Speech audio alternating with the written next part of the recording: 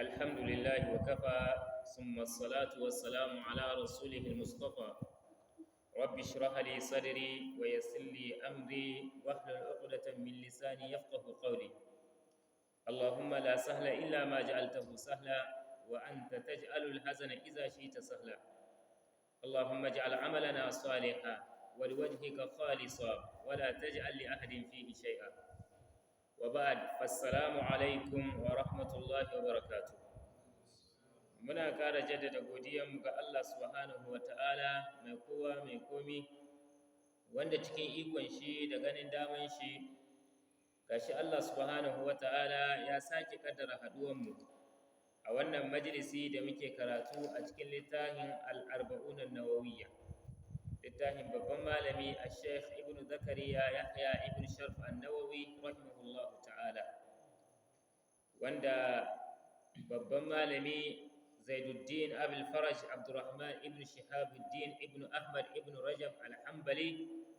yayi wa sharhi da mai taken Jami'ul Ulum wal Hikam fi sharhi 50 hadisan min Jawami'il Kalim. Allah ya rahamce shi, Allah ya gafarta mai.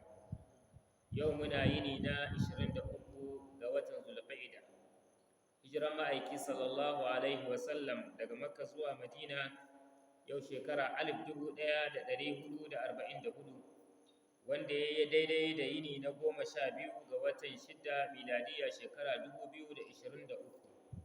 kuma wannan shine majalisi na 7 cikin jerin majalisai da muke gabatar da karatu a cikin wannan littafi mai albarka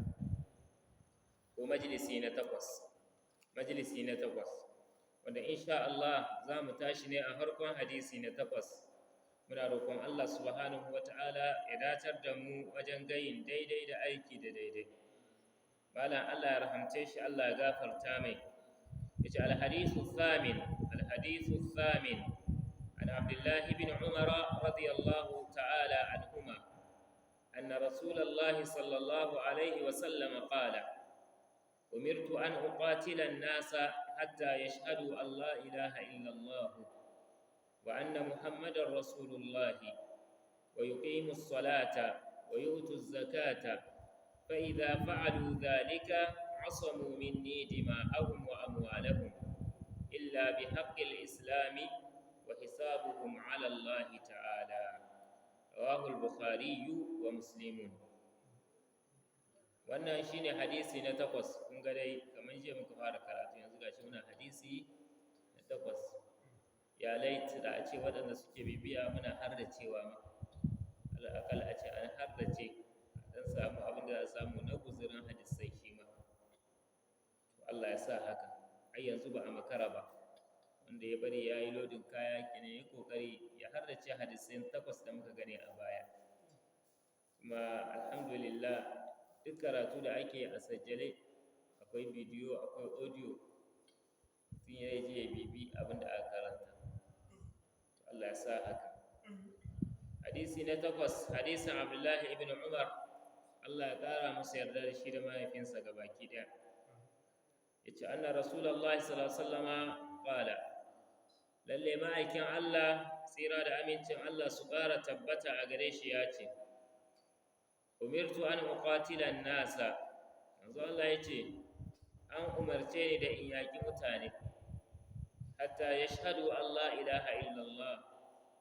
har sai sun shaida babu abun bautawa bisa cancanta sai Allah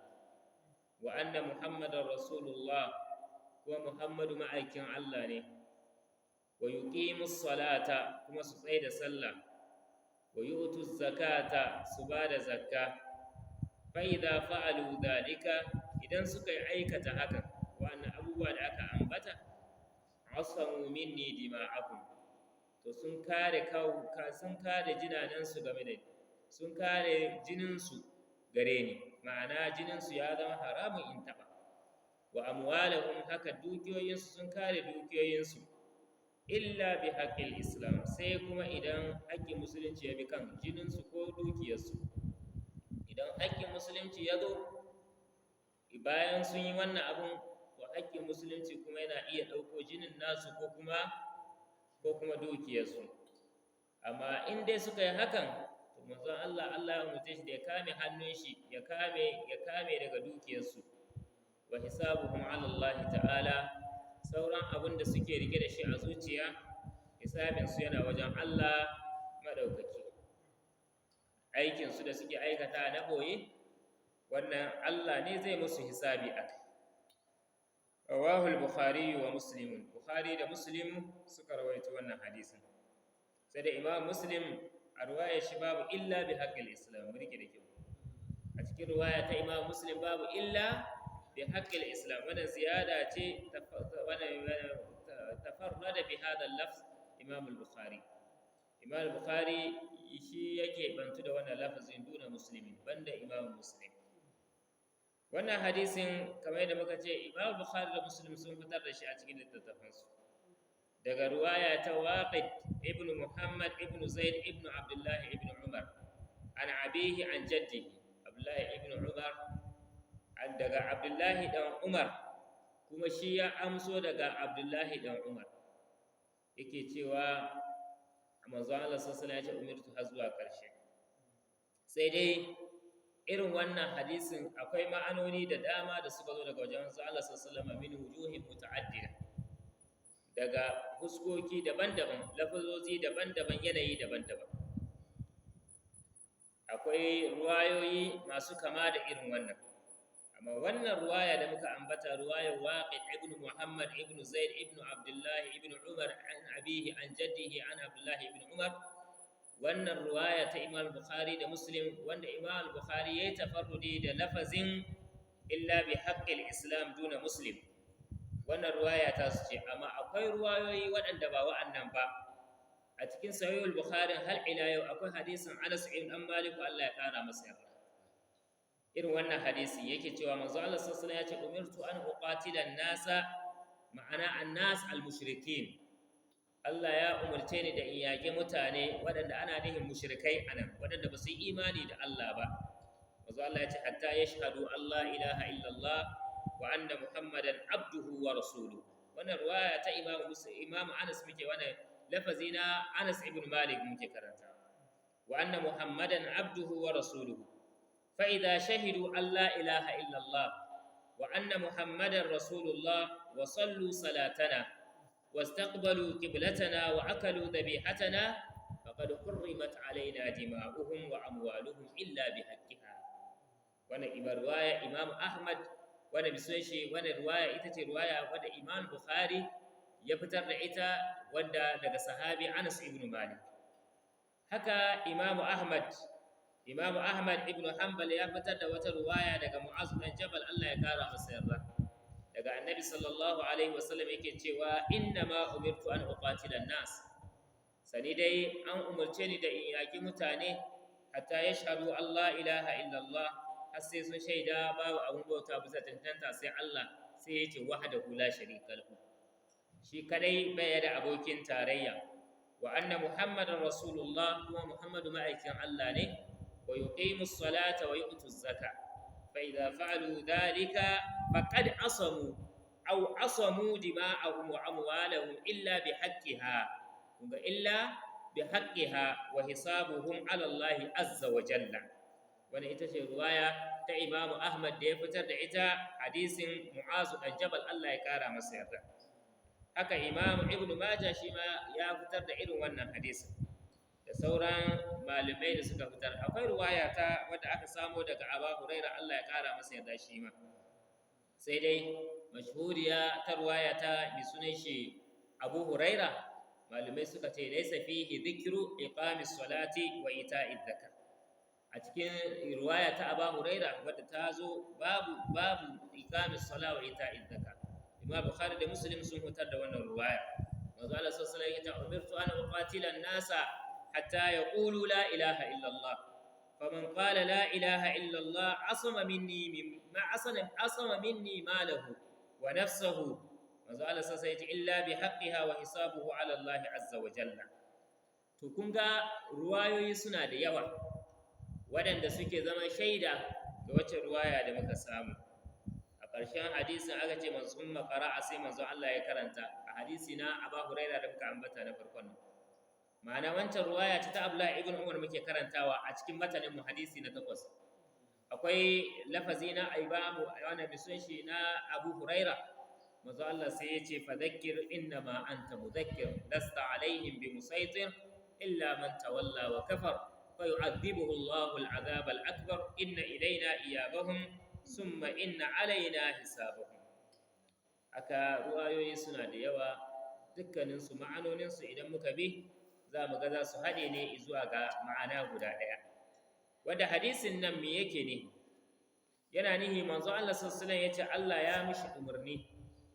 da cewa annas ana nihin mushrikai. Manzo Allah yace Allah ya mai umarni da yaki mushrikai. Wa qatilul mushrikina kafatan kama yuqatilunakum kafa. Mushrikai a farkon al'amari sun takurawa musulunci, ji suke kamar musulunci ba yanda zai yi, aka sa musu ido, ba abinda basu ma manzon Allah sallallahu alaihi wasallam ba. Wa idh yamkuru bika alladhina kafaru liyuthbituka aw yaqtuluka aw yukhrijuk wa yamkuruna wa yamkuru Allah wallahu khairul makirin. Allah ya ce tuni ka tuna lokacin da kafirai suke makirci. Wa idh yamkuru bika alladhina kafaru, suna makirci su kashe ka ko su tsire ka ko su kore ka ko su yi kaza, aka yi ta shirye-shirye. Allah ce suna makircin, Allah yana maida musu makirci. Ba abinda ba su ma manzon Allah sallallahu alaihi wasallam cutarwa sai wadda ba su tuna ba. Sun yi niyya a ƙarshe ma su kashe manzon Allah sallallahu alaihi wasallam. Allah yana kare shi daga makircinsu. Har manzon Allah ya yi hijira ya tai garin Madina, a hakan ma ba su bar shi ba. Suka rinka yi ma manzo Allah cutarwa daban-daban, har Allah ya ce udina lil ladina yuqataluna bi annahum zulimu. Allah ya ce kai an shelanta daga yau waɗanda ake yaƙa an zalunce ku. Allah ya ce da Allah subhanahu wata'ala yana ta kame manzo Allah sallallahu alaihi wasallam, ana ta aje ai ta sallah. In suna so ai yaƙi sai ta aje ai ta sallah, ku bari kada ku rama, ku bar su yi abin da za su yi. Suka yi abin da suka yi suka ƙara, to yanzu gawo ya juye da mujiya. Allah sai ya shelanta wa manzo Allah sallallahu da sahabbai da cewa aje ayyaki, aje a yaki dukkan wani mushriki wanda bai imani da Allah ba, kada a saurara mai. Tunda dai sun ce ba za su yi ba, kiyayya za su gwadawa Allah subhanahu wataala. Allah ya ce a yake su. Kai in ba wannan yaki ba Allah ya sa an shar'anta yaƙi a farkon al'amari, wallahi kafiran nan da ba su bar addini ba ya. Daga nan fa aka ce to sun yi yaƙin ko ba su yi yaƙi ba, matukar aka haɗu da wanda bai yi imani ba to a yaƙe shi. To daga nan ne fa manzo Allah sallallahu alaihi wasallam ya ce Allah ya muni umarni an uqatila nasa, in yaƙi mutane ma'ana mushrikai,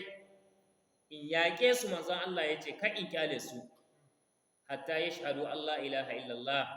har sai sun shaida babu abun bautawa bisa cancanta sai Allah. In yaƙe su kuma dukiyarsu ta zama mini ganima. Kasan addinin musulunci idan aka yi yaƙi ko ba a yi yaƙi ba, aka je yaƙan wa'ansu mutane suka gudu, to dukiyar nan ta zama dukiyar musulmai. Musulmai ne a tsakaninsu za a raba, akwai kaso na Allah da manzonsa, sannan saura a rabawa jama'a. To wannan Allah ne ya shar'anta mana cin ganima, wanda kuma bainal qausain zaka ga yanzu mutane suna mai da abin izgili. Da aka yi misali aka yi da zaɓe a Najeriya, tunda an ci da zaɓe, wasu fati sun ci mulki, kawai suka fara fasa gidajen mutane, wai ganima ne. Yan wannan ba suka fadin suna cin, ai tunda lokacin manzon Allah ma in aka yi yaƙi ana cin ganima. Yanzu tunda sun ci su shikenan dukiyarsu ta zama musu ganima. Wannan ba ganima bace ba. Da sauran abubuwa da yake faruwa na kwanan nan, mutum ya je ya fada shagon mutum ya kwashi kayan shi, wai ganima ne. Wannan ba daidai bane ba. Ita ganima wata aba ce wadda asalinta shari'a ce ta shar'antar muna. Ga hanyar da ake samun ganima. Yana ɗaukan kaya mutum da sunan ganima, wannan ba gaskiya bane ba, wannan sata ne. Bal ma zai iya kai ka zuwa ga kafirci idan ka kudurce haka. To manzo Allah sallallahu alaihi wasallama Allah ya shar'anta musu da cewa idan suka samu wani yaƙi da yawa, sai su huta, ba za a yi yakin ba, mutanen su gudu su bar dukiyoyinsu, shikenan wannan dukiya ta zama ganima a zo a raba. Haka ake yi. Akwai yakin da aka fito aka raba, wanda ya samu raƙumi 100, kaga aika musulunci lokacin an samu ganima. Kai raƙumi 100 ai ba wasa bane ba. Har ya zama akwai waɗanda suke wuta da tare da manzo Allah sallallahu alaihi wasallam, inan munafikai, domin harkar ganima kai su samu su ci. Ya zama suna da sha'awa na wannan dukiyar da za a ba su. To dai mahallin shahid shine mushrikai Allah ya halatta ma manzo Allah sallallahu alaihi wasallam ya yaƙe su, ya kashe su, kamar yadda suka takurawa musulmai a baya, kuma Allah ya shar'anta mai, ya halatta mai ya ci dukiyarsu, saboda ba su imani da Allah ba, bisa wannan tarihi da na bamu na baya. Allah ya shar'anta cewa yanzu ayi yaƙi. Manzo Allah sallallahu alaihi wasallam yace to an ce in yaƙe su har sai sun shaida babu abin bautawa bisa cancanta sai Allah, wa yuqimus salata wa yutuz zakata, sannan su tsaye da sallah kuma su ba da zakka. Manzo Allah ya ce fa idza fa'alu dhalika, idan suka aikata haka, to asamu minni dima'ahum, sun kare kansu gare ni, ma'ana zan kyale su, jinin su ya sha. Idan mushriki kafin a zo kan shi ya musulunta, ko ana ta kan yaƙi ya ji wuta ya musulunta, ya shaidawa abun bauta bisa cancanta sai Allah ya raida da shari'ar musulunci, to shikenan daga ranar kuma ya zama musulmi, jinin shi ya halatta, wani ya haramta, dukiyar shi ma haka kuma haramun ne ka ɗauki dukiyar shi ka ce ka ci ganima. Ashe ba a cin ganima dukiyar musulmi ko? Musulmi in ya musulunta ba za ka ɗauki dukiyar shi ka ce ganima ne, sata kai ko kwace, ko ka yi sata ko ka yi kwace ko ka ci amana. Manzo Allah sallallahu alaihi wasallam ya ce asamu minni dima'ahum wa amwalahum, sun kare kansu, sun kare jininsu, kuma sun kare dukiyoyinsu, ma'ana dukiyoyinsu da jininsu ya zama haramun. Yanzu manzo Allah sallallahu alaihi wasallam ya taba ko ɗaya daga cikin musulmai ya taba. Wannan hadisi yana daga cikin hadisai da yasa malamai suka tattauna hukuncin jama'a idan mutanen da kafirai ne suka shaida babu abin bauta bisa cancanta sai Allah, suka yi imani, ko kuma mutanen da suka yi imani a ƙarshen al'amarinsu ya zo sun basu raida da sallah ko zakka ba, da sauran dai matsaloli da suke ƙarƙashin wannan hadisin. Malumai sun tattauna sosai akan wannan al'amari. Aka ce ya hukuncin mutanen da suka bar sallah bayan suna la ilaha illallah, ya halatta a yaƙe su ko bai halatta a yaƙe su ba? Ya hukuncin mutanen da suka bar azumi ba su azumi su, amma suna la ilaha illallah suna sallah, ya halatta a yaƙe su ko bai halatta ba? Ya hukuncin waɗanda ba su hajji ne, amma suna sallah suna azumi suna zakka, ya halatta a yaƙe su ko bai halatta a yaƙe su ba? Da sauran matsaloli masu tarin yawa waɗanda a ƙarƙashin wannan hadisin malumai suka tattauna. Kuma kada ka yi tsammanin malumai na kusa-kusa a tun zamanin sahabban manzon Allah sallallahu alaihi wasallam. Na farko, mas'ala da malamai suka tattauna shine cewa idan mutum ya ce la ilaha illallah, bai yi sallah ba, bai yi azumi ba, bai yi zakka ba, da mujarrad faɗan shi na la ilaha illallah yana sa jinin shi ya zama haramun, yana sa dukiyar shi ta zama haramun. Wannan mas'ala ce wadda malamai sun tattauna ta. Ma'ana shi ba zancen harkar sallah, ba zancen harkar azumi, idan ya ce la ilaha illallah kadai. Malamai suka ce ya zo a hadisai, manzo Allah sallallahu alaihi wasallama wani ba kauye ya zo yin imani, da ya zo yin imani ma sai shar'anta ma manzo Allah sallallahu alaihi wasallama ya sa mai sharadi cewa shi a cikin salloli ma akwai wanda bai zai ba. Manzo Allah dai ya ce to ya amshi la ilaha illallah. Bayan amshi la ilaha illallah da sunan cewa akwai salloli ma da ba zai yi ba, aka amshe shi a matsayin musulmi. Shi yasa wa'ansu suke ganin cewa wannan yana nuna cewa ashe idan mutum ya ce la ilaha illallah kadai, wannan yana sa jinin shi ya haramta, kuma dukiyar shi ta haramta. Amma wannan mas'ala tuni malamai suka tattauna ta. Sannan haka Ali ibn Abi Talib, kamar yadda hadisi ya tabbata a cikin sahihu Muslim, hadisin Abu Huraira Allah ya kara masa yarda, yakin Khaybara ana cikin gumurzu, manzo Allah sallallahu alaihi wasallama da daddare sai wani magana yace gobe in Allah ya kai mu zan ba da tuta ga wani mutum wanda yana son Allah yana son manzon Allah wanda a ƙarƙashin shi Allah zai buɗe Khaibara. Da sahi da aka wayi gari sahabban manzon Allah sallallahu alaihi wasallam kowa ya wayi gari yana fatan shi za a ba, kowa gurin shi ya zama shine wanda za a ba wannan, saboda duk wanda aka damka ma wannan ya samu shaidawa cewa masoyin Allah ne, masoyin manzon Allah ne, ko manzon Allah yana son shi, Allah yana son shi. Sahiya tana yi manzon Allah sai ce ina Ali, yarhamukallah, ina Ali, aka ce yana fama da ciwon ido, an ji mai a cikin idon shi. Manzon Allah sallallahu ya kirawo, ya ce a kirawo shi, aka zo da Ali,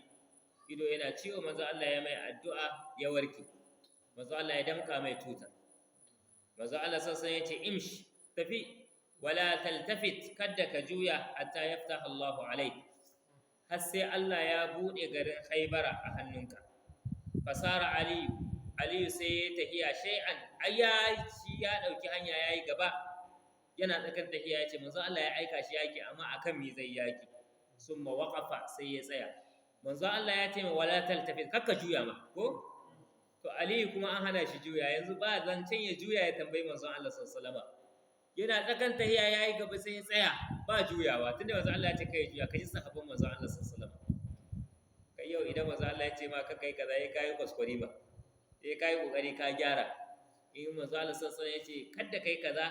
to za ka yi kokari. In manzo Allah ya ce kai kaza, sai ka mai kuskure ba.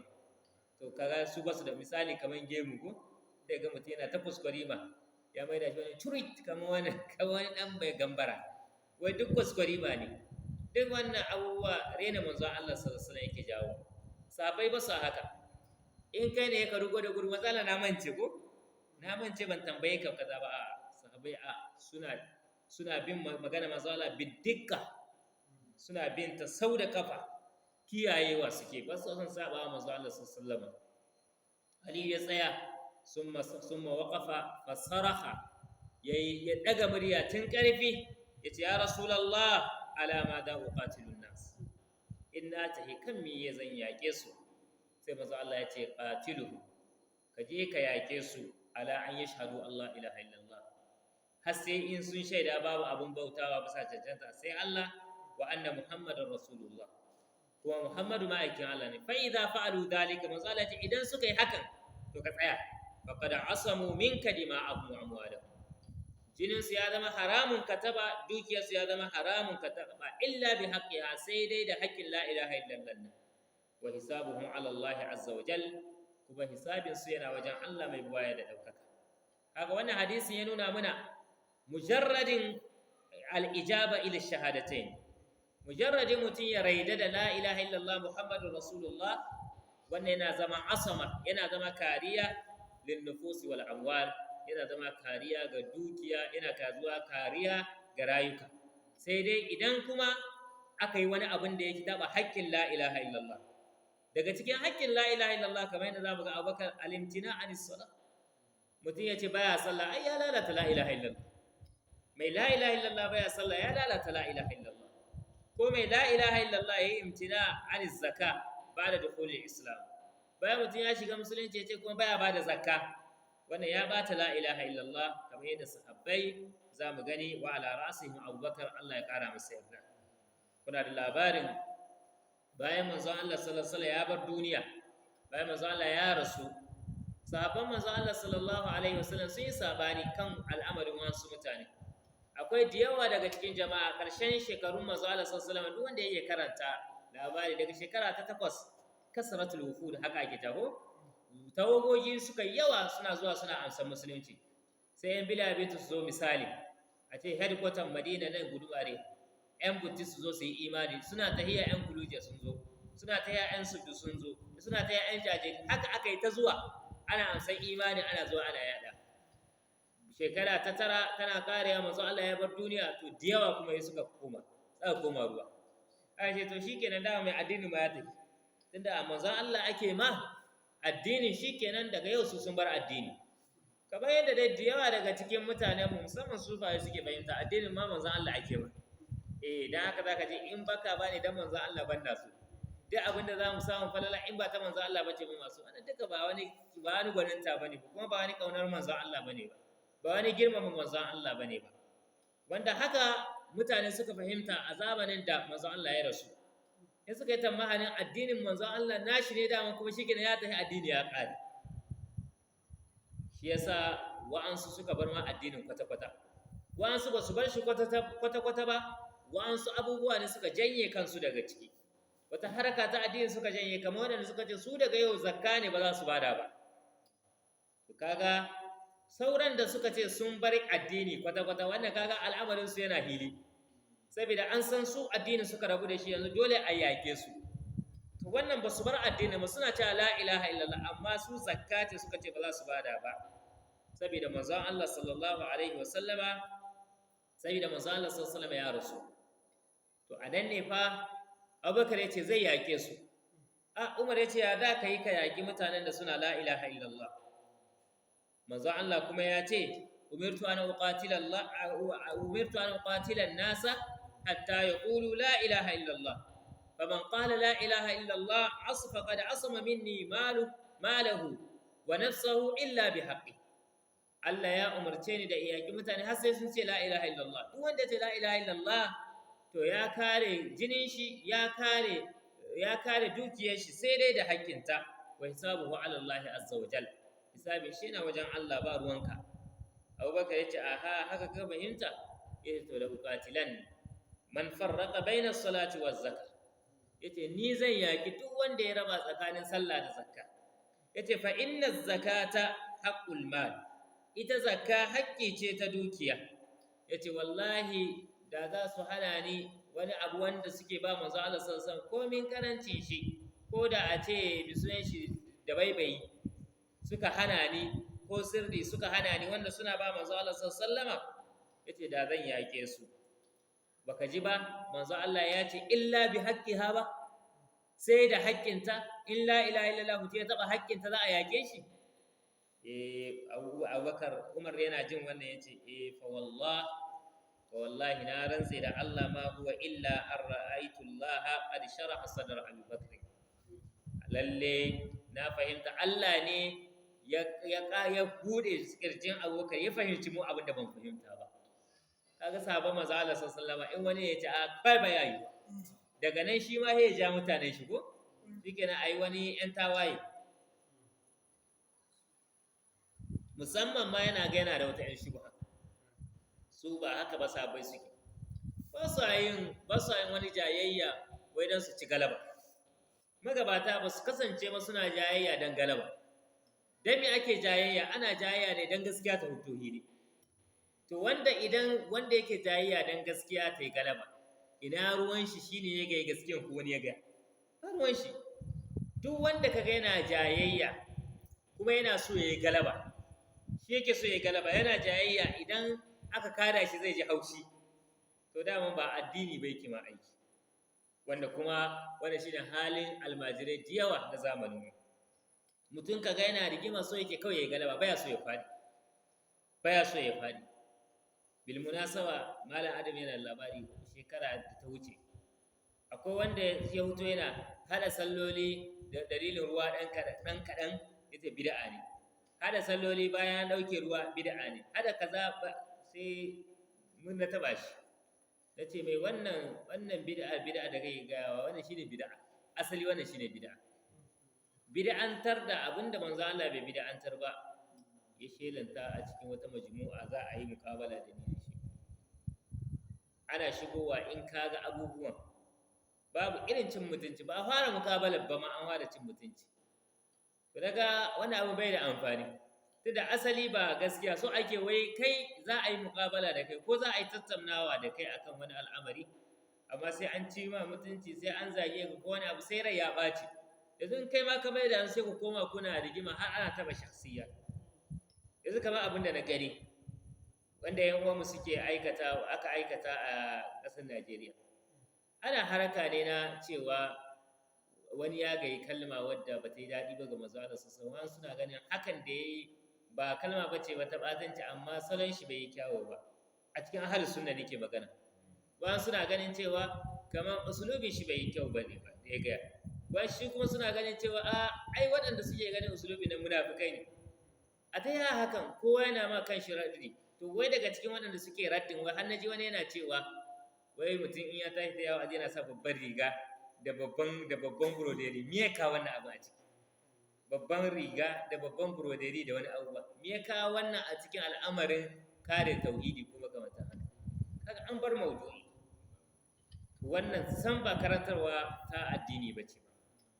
ba karantarwa addini bace ba karantarwa addini abinda ta koyar mana da shi shine duk lokacin da kake in ma kana jayayya Allah ya ce wajadiluhum billati ya ahsan ba hana jayayya ba hana tattaunawa ba akan matsala ta addini amma kana tattaunawa ne domin gaskiya ta bayyana ya yi gaskiya kai kake tare da ita ya yi kuma ba kai ba kake tare da gaskiyan nan ba muna addu'a muna Allahumma arinal haqqa haqqan warzuqna ittiba'a Allah ka nuna mana gaskiya ce ko daga ina ta wuto kuma ka arzuta mu da bin wannan gaskiya wa arinal batila batilan ya Allah ka nuna mana ƙarya ce warzuqna ijtinaba ka arzuta mu da nisanta ƙarya ko da mu muke aikata ta ko da shekara nawa muna aikata ta Allah in ƙarya ce nuna mana ita kuma ka arzuta mu daina ta haka muke addu'a a koda yaushe to dan menene kuma yanzu kana yi sai ka gano ashe ƙarya kake aikata kuma sai ka zille ka koma yin shari ka koma yin kage ka rika ma ka wannan ba tafarkin magabata bane ba tafarkin magabata bane ba Umar radiyallahu anhu yana ji me yace wallahi yace wannan magana kawai Allah ne ya keɓanci Abubakar ya buɗe kirjinsa ya fahimtar da shi abinda mu ba fahimta ba yace da naga Abubakar ya tsaya nan akan wannan fa araftu annahu alhaq wallahi na gane cewa wannan gaskiya ne abinda Abubakar yake sama shine gaskiya dan haka Abubakar je ka muna bayanka je ka abinda Allah ya nuna man nan muna bayanka me za a yi za a yaki waɗanda suka hana mi zakka dalili shine zakka haƙƙi ne na la ilaha illallah haƙƙi ne na dukiya idan mutum ya ce la ilaha illallah dole la ilaha illallah tana umurtanka ka zama mai sallamarwa da duk abin da Allah ya umurce ka to sai ka ce la ilaha illallah sai Allah ya umurce ka ce nakiya ashe kai ba la ilaha illallah ƙarya ne kenan ta ruguje ma la ilaha illallah dan haka kenan yacan suka mai sunan shi yaƙansu ya zama cewa abu ne wanda shari'a ta shar'anta shi haka annabi sallallahu alaihi wasallam yana yin wasiƙu zuwa ga sassa na duniya daban-daban daga cikin wasiƙa da manzon Allah sallallahu alaihi wasallam ya rubuta wasiƙa zuwa ga ahlul ummat manzon Allah sallallahu alaihi wasallam yana rubutawa yace min Muhammadin nabi daga annabi Muhammad zuwa ga ahlul ummat manzon Allah yace salamun alaikum amincin Allah ya tabbata a gare ku amma ba'd manzon Allah yace bayan haka faqiru bi shahadati Allah ilaha illallah yace ina kiran ku raida da cewa babu abin bautawa bisa dantanta sai Allah wa anni rasulullah kuma ku yarda da ni ma'aikin Allah ne wa addu zakka ku bada zakka wa khattul masajida manzo Allah yace ku yi tattaki ku je masallatayya wa illa gazautukum in ba ku yi haka ba zan yake ku kaga abinda manzo Allah ya jera yace musu ya ku mutanen umman bayan sallama ina kiran ku da ku raida da la ilaha illallah ni manzon Allah ne ku bada zakka ku rinka zuwa masallaci kuna sallah in ba ku raida da wa'annan abubuwa ba manzon Allah sallallahu alaihi wasallam yace gazautukum zan yake ku wannan ya nuna mana ashe tattare suke wa'annan abubuwa dan haka malamai suke cewa lalle cewa la ilaha illallah kadai ba zai sa ba mutum ya zama cewa ya samu asman nan da aka gaya sai idan bayan ya shiga la ilaha illallah ya zama cewa ya kiyaye haƙoƙin da la ilaha illallah ta umarce shi sai dai la ilaha illallah tana zama kariya mutum game da jinin shi da kuma dukiyarsa lokacin da ya zama baya cikin musulunci sai ya furta la ilaha illallah a lokacin da ya ce la ilaha ba za ka ce ƙarya kake ba yana kashe ka sai ka jira mai yanzu bayan ya shigo musuluncin kuma akwai ababai da musulunci yake umurtan shi sai ya kokari ya sabke wa'annan ababen kamar yadda ya tabbata manzo Allah sallallahu alaihi wasallama ya aika tawagar shi suka je suka yaki daga cikin sunan shi Usama, a cikin tawagogi ne akwai Usama dan Zaidu. Aka je yaƙi, Usama dan Zaidu ana yaƙi sai haɗu da wani mutumin nan me yake yi, yana ta yankan musulmai yana kashe musulmai. Usama dan Zaidu sai ya rugo da gudu wajen shi domin ya kashe shi. Yana zuwa sai mutum ya ce la ilaha illallah. Usama ya kyale shi a karo na biyu, ya kyale shi a karo na uku, yana ta la ilaha illallah, sai ya fille mai kai. Da aka zo wajen manzo Allah sallallahu alaihi wasallama, sai manzo Allah sallallahu Usama ya ba manzo Allah labari, ai ga mutumin da ana yaki, wai wani ana yaki kawai sai an zo za a kai ya ce la ilaha illallah. Aba manzo Allah da nayi kwance yace, sai da fille mai kai. Manzo Allah ya ce mi? Yace na fille mai kai. Ya ce aqataltahu ba'da an qala la ilaha illallah. Manzo Allah ya ce ka kashe shi bayan ya ce la ilaha illallah. Bayan ya ce la ilaha illallah ka kashe shi. Yace bayan ya ce la ilaha illallah. Usama ya ce ai ya gaye ta ne domin kada a kashe shi. Manzo Allah ba da gaske yake ba. Manzo Allah sallallahu alaihi wasallam ya ce ka tsaga zuciyar shi ka gani ba da gaske yake ba. Ka tsaga zuciyar shi kaga ba da gaske yake ba. Ana zaune Usama ya ce can manzo Allah ya ƙara mai, ya ce aqataltahu ba'da an qala la ilaha illallah. Ka kashe shi bayan ya ce la ilaha illallah. Usama ya ce ya za ka yi da la ilaha illallah gobe idan ta zo ta tsaya mai. Ya ce ya ce la ilaha illallah kuma ka kashe shi, ya za ka yi? Yana maimaita wannan magana sai da ya ce ya yi burin da ma ranar ne ya musulunta. Saboda mi? Da a ce ranar ya musulunta kaga da ba da shi aka yi yakin nan ba, balle ma har ya kashe wani ya ce la ilaha illallah. Saboda manzo Allah ya nuna mai munin haka. To wannan mabda'iyyan kenan. Idan mutum kafiri ne yazo ya ce la ilaha illallah, to baka da wata hanya a yanzu kuma baya ya ce la ilaha illallah kace mai kafiri ne. Sai dai idan yazo musuluncin kuma zai ce baya sallah, ya cikin musuluncin kaga to ya taka haƙƙi na la ilaha illallah. Amma mutum yana cewa la ilaha illallah kuma kace baka raida ba, wanda ba gaskiya bane. Akwai hadisin Abu Sa'id al-Khudri, Allah ya kara masa yarda. Yace Khalid bin Walid wata rana ya nemi izinin manzo Allah sallallahu alaihi wasallam a kashe wani. Yace manzo Allah a bani izini in je in kashe wani. Manzo Allah sallallahu alaihi wasallam yace la, haka je la'allahu yakunu yusalli. Manzo Allah yace ya yi yana sallah, ya za kai ka je ka kashe shi. Faqala Khalid, sai Khalid yace wa kam min musallin yaqulu bi lisanihi ma laysa fi qalbi. Khalid yace manzo Allah nawa suna sallah amma kuma zuciyarsu munafikai ne. Yace nawa suna sallah amma zuciyarsu munafikai ne. Manzo Allah yace wannan magana yace ya Khalid. Manzo Allah yace inni lam umar, ni ba umarce ni ba an anquba an qulubil nasi, idan ka bincika zukatan mutane in sa abin da suka gaya, wala an ashqa budunahum, ko in tsaga cikin su in ga abin da suke yi da gaske da kokari da Allah bai umarce ni ba. Mi Allah yace lasta alaihim bi fadhakkir inna ma anta mudhakkir. Manzo Allah yace ni Allah bai aika ni ba in rinka duba kirjin mutane ko zuciyar mutum ko mutum in ce wai zallan munafurci yake, wanda karatun munafurci yake. Wanda yake ganin haka ya shiga. Manzo Allah yace ba aiki shi bane, to aikin wai kaga ba aikin kowa bane ba, aiki ne na Allah. Allah ce manzo Allah ce wa hisabuhum ala Allah, hisabin su yana wajen Allah. Kenan kai a matsayinka solda haka ba wani, ba kai da kanka ma baka da garantin musuluncin ka ya yake,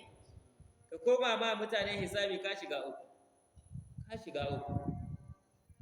An samu hadisi a cikin musnad na Imam Ahmad, Allah ya kara masa yarda, daga Ubaidullah ibn Addi ibn al-Khayyar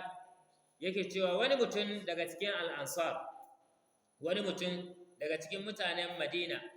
ya ba shi labari cewa ya zo wajen manzon Allah sallallahu alaihi wasallam wata rana, ya nemi izinin manzon Allah ya ba shi izini ya kashe wani daga cikin munafikai. Munafiki ne, manzon Allah ka bani izini in kashe shi. Manzon Allah sallallahu alaihi wasallam ya ce alaysa yashhadu an la ilaha illallah, wai shin baya shaidawa babu abin mota ba zan sai Allah bayana ta la ilaha illallah. Ya ce bala, yana cewa wala shahadata lahu. Manzon Allah sallallahu alaihi wasallama ayo shaidan mi za ta amfane shi. Manzon Allah ya ce alaysa yusalli, bayana sallah ba. Ya ce bala, wala salata lahu. Ya ce sallah ma ba ta da amfani, munafikin ya sallah mai amfaninta. Manzon Allah sallallahu alaihi wasallam ya ce yana la ilaha illallah, yana sallah. Dan munafiki ne, ya ce ulaika alladhina nahana Allahu an qatlihim,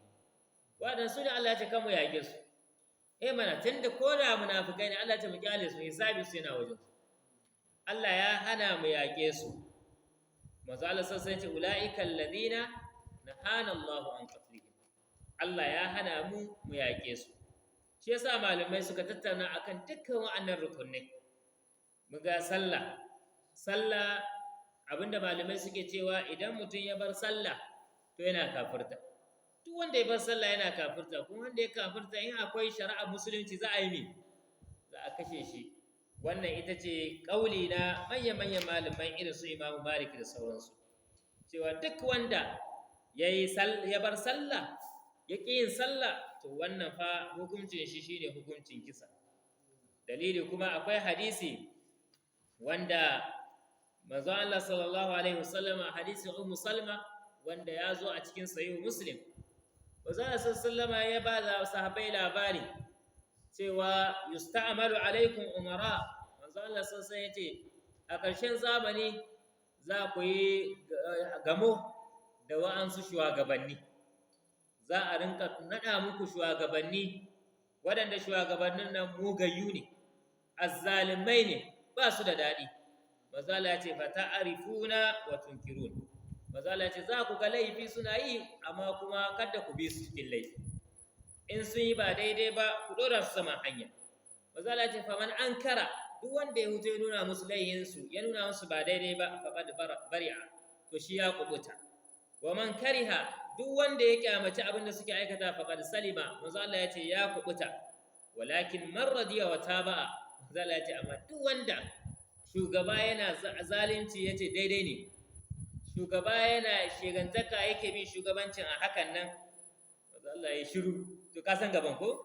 manzo Allah ya ce duk wanda ya bi su cikin zalunci shiru kai da sa ka san me zai biyo baya sai sahabbai suka tambaye manzo Allah ya rasulullah to shugabanni masu zaluncin ala nuqatiluhum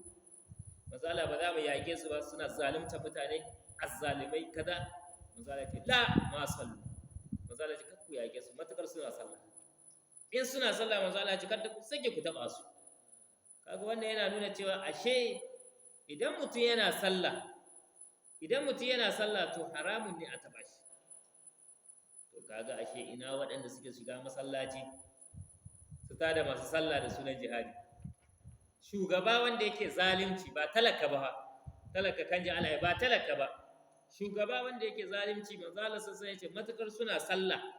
manzo Allah ce kada a yake su ba ku ba yake su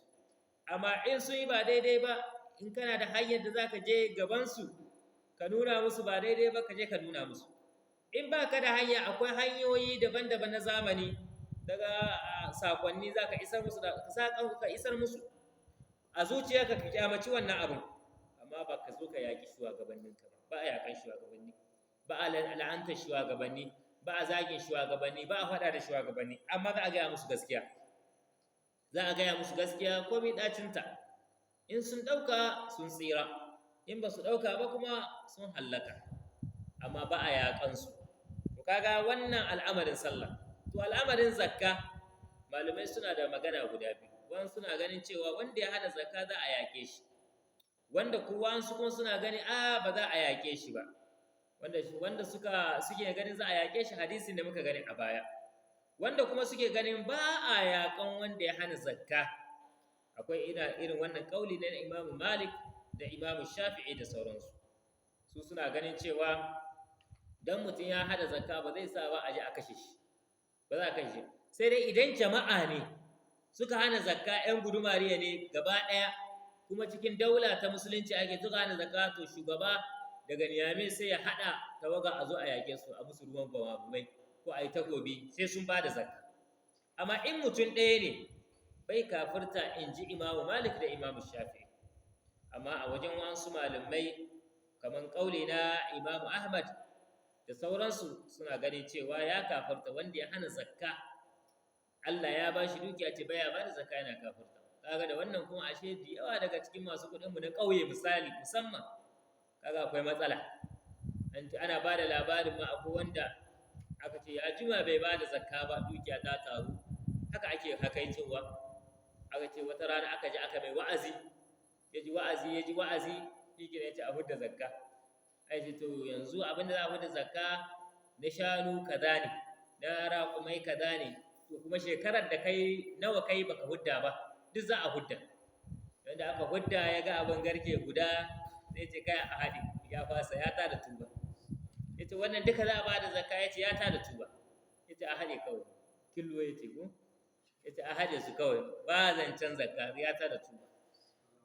to da kauli na wancan malaman wannan ana iya yakan shi za a kashe shi saboda mi illa bi haqqi amma su imamu malik su imamu shafi'i da wata ruwaya ta imamu ahmad kin cewa a kyale shi Allah ma zai yaƙe shi zai cire albarka daga cikin dukiya ta wahala sai a shayo wata annoba ta wawure bakin ko fiye ma da abin da zai bada a zakka sai akan al'azmi shi ma malumai suna da aqwal akai imamu malik da imamu ahmad a wata ruwaya tashi cewa wanda ya bar azumi ƙato da shi musulmi yana sallah amma azumi ya zo ya ƙi lafiyar shi lau kashe shi za a yi sai a kamo shi a yanke shi a kashe shi saboda ya ƙi yin azumi su imamu shafi'i da wata ruwaya ta imamu ahmad su kuma suka ce a'a ba a kashe shi ba a kashe wanda ya ƙi yin azumi amma ya aikata babban laifi saboda a cikin hadisi da muka gani hadisi na ibn umar ba magana na azumi kenan tunda babu magana a azumi ba za a yi kiyasi da shi ba dan haka nan ne ma suke ganin cewa dan mutum ya bar azumi kawai dai za a gane shi hisabin shi yana wajen Allah subhanahu wataala ana rawaito da wata ruwaya ta Abdullah ibn Abbas Allah ya kara masa yarda marfu'an wa mawqufan wani salo ne na bisulan shi yare ne na malaman hadisi ana rawaito hadisin mawqufi wani ana rawaito shi wannan marfu'i cewa man taraka shahadatain yana cewa duk wanda ya bar shahada guda biyu aw as-salah ko ya bar sallah aw as-siyam ko ya bar azumi fa huwa kafir ya zama kafiri halalud dam jini shi ya zama halal bi khilafi zakati wal hajj ita sabanin zakka da hajji kaga sallah da azumi ita ya zama kafiri bi khilafi az-zakati wal hajj sabanin zakka da haji in mutun shi kadai ne ya bar zakka to wannan baya zama kafiri amma azumi da sallah yace ya zama kafiri dan haka wannan yana daga cikin abubuwa da malamai suka tattauna a cikin al'amarin wa'annan ababe da muka ambata to annabi sallallahu alaihi wasallam yace illa bi haqqiha sai da haƙƙinta akwai hadisi wanda ya takaita mana haƙoƙin nan nata manzo Allah sallallahu alaihi wasallam yace la yahillu damu mar'in muslimin illa bi ihda salasin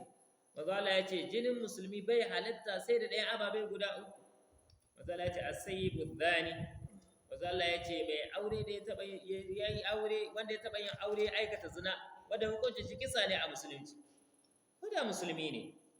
musulmi da ya aure je aikata zina kisa ne za a jefe shi wan nafsu bin nafsi wanda ya kashe rai da musulmi ne ya kyale shi ya kashe musulmi sai a kashe shi na uku su shine wattariku lidinihi almufariqu liljamaa wanda ya bar addinin sa ma'ana wanda ya bar musulunci ya bar sahun musulmai shi ba hukuncin shi shine kisa wanda hadisi nan zamu zo mu ganshi a ƙarshe zamu zo mu ganshi hadisi ne yana gaba almuhim wannan hadisi yana nuna mana ashe wanda ya bar addini kai za a yi to idan wanda ya bar zakka ko wanda ya bar azumi ana mai hukuncin kafiri kenan hukuncin shi menene kisa ne ya bar addinin musulunci sai manzo Allah ce wa hisabuhum ala Allah azza wa jal hisabin su yana wajen Allah mai buwaya da daukaka ma'ana mutunan da yayi la ilaha illallah yayi sallah yayi azumi ba ka da wata hanya na cewa wannan mutumin munafiki ne wannan mutumin dan wuta ne wannan mutumin kaza ne sai dai idan ya aikata wani abun da ya zama cewa ya warware la ilaha illallah misali kamar mutum yana la ilaha illallah yana shirka sannan kuma a wannan wajen ma ta'ayinin shakhs mutum ya ayyana mutum ya ce wane mushriki ne wane munafiki ne wallahi yana da hatsarin gaske amma abinda malamai suke yi shine sai ce mai aikata kaza mushriki ne mai aikata kaza munafiki ne ba za ka kama sunan mutum ba ka ce wane kaza ne saboda manzo Allah sallallahu alaihi wasallam ya ce wa hisabuhum ala Allah hisabin su yana wajen Allah subhanahu wata'ala idan wannan wanda yake sallan yana azumi yana zakan fa in kana sadiqan idan da gaske yake adkhalahu Allah bidhalika aljanna Allah zai sa shi aljanna da wannan aikin da yake idan kuma ƙarya yake fa innahu min jumlatil munafiqin alladhina qala Allah fi haqqihim innal munafiqina fi ad-darki al-asfali minan nar kaga ya shiga cikin sahun munafikai waɗanda Allah ya buga musu kashe na cewa suna a cikin wutan matan cikin ƙasa dan haka Allah ya ce manzo Allah fa dhakkir innama anta mudhakkir kai tunatarwa dan kai kawai mai tunatarwa ne aikin ka mai tunatarwa ne haka Allah ya ce manzo Allah kuna alqur'ani ne manzo Allah kai tunatarwa aikin ka kai kawai mai tunatarwa ne lasta alaihim bi musaitir kai ba mai tilasta su bane ba mu ce ma ba ka je ka sa mutum dole sai imani illa Allah ce sai dai bari kawai man tawalla wa kafar wanda ya juya baya ya kafirce to shi wannan ka kyale shi da Allah fa yu'adhibuhu Allah ne zai azabtar da shi ba manzo Allah zai azabtar da shi ba zai azabtar da shi Allah yace fa yu'adhibuhu Allah kai wa'azi hisabi na waye na Allah kamar yadda ƙarshen surar take gaya Allah ce fa yu'adhibuhu Allahu al-'adab al-akbar sai Allah ya azabtar da shi azaba mafi girma inna ilaina iyabahum Allah ya ce lalle makomarsu tana wajen mu summa inna alaina hisabahum ko mu ne za mu su hisabi malai ce wal ma'anar wannan aya inna ma alayka an tudhakkirahum billah lalle kai abin da yake wuyanka ka tunatar da su ga Allah ka tunatar da su girman Allah wa tad'uhum ilaihi ka kiraye su zuwa ga hanyar Allah walasta musallatan kai kuma ba a san ka ba a matsayin mai ƙarfi da iko mai tirsasawa ala idkhalil imani fi qulubihim qahran cewa sai ka shigar da imani a cikin zuciyarsu dole wala mukallifan bidhalika Allah ma bai dora ma ba Allah bai sa ka ba kuma bai dora ma ba kuma ba za ka iya ba summa akhbar sannan sai Allah ya ba da labari anna marji'al ibad cewa makomar bayi dukkaninsu ilaihi yana wajen Allah wa hisabuhum ala Allah sannan kuma hisabinsu yana wajen Allah subhanahu wataala ma'ana wa hisabuhum alaihi Allah ne dora kan shi bai ba kowa bai ce kai zaka ma wani hisabi balle har idan kaga dama ka kai wannan wuta ko ka kai wannan aljanna Allah bai ba kowa ba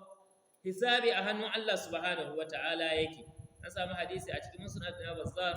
hadisin Iyad yayi al-Ansari daga manzo Allah sallallahu alaihi wasallam yake cewa